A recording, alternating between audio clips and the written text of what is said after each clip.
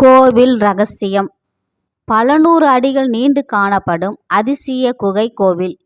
மக்கள் செல்வதற்கு ஏதுவாக ஊருக்கு பொதுவான ஒரு இடத்தில் பல கோவில்கள் அமைந்திருப்பதை நாம் பார்த்திருப்போம். ஆனால் இவற்றையெல்லாம் கடந்து ஆச்சரியப்பட வைக்கும் ஒரு வித்தியாசமான குகை கோவிலை பற்றி பார்ப்போம்.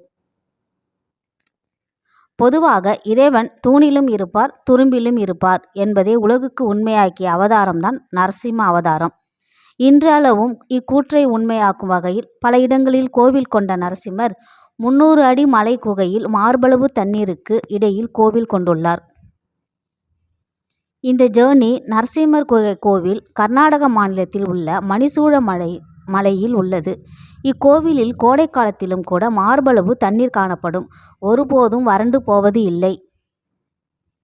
இங்குள்ள நரசிம்மரை தரிசிக்க வேண்டுமெனில் குகைக்குள் மார்பளவு தண்ணீரில் நடந்து செல்ல வேண்டும். இந்த குகையில் தானாக ஊற்றெடுத்து எப்போதும் தண்ணீர் வந்து கொண்டே இருக்கிறது. இந்த தண்ணீரில் பல மூலிகை சக்திகள் இருப்பதால் இதில் நடந்து சென்றால் தீராத பல நோய்கள் தீரும் என்பது ஐதீகம். குகையின் முடிவில் சிவலிங்கமும் நரசிம்மர் சிலையும் உள்ளது. இங்குள்ள நரசிம்மர் சுயம்புவாக தோன்றினார். அதே சமயம் புராணத்தில் பக்தன் பிரகலாதனின் பக்தியை நிரூபிக்க வந்த நரசிம்மர் இரண்யகசிபுவை வதம் செய்த பின்னர் ஜலசூரன் என்னும் அரக்கனையும் வதம் செய்ய வந்தார். அந்த அசுரனோ ஒரு சிவபக்தன் என்பதால் இந்த குகைக்குள் தான் தவம் செய்து சிவனை வழிபட்டார். தேடி வந்து ஜலசூரனை வதம் செய்தார்.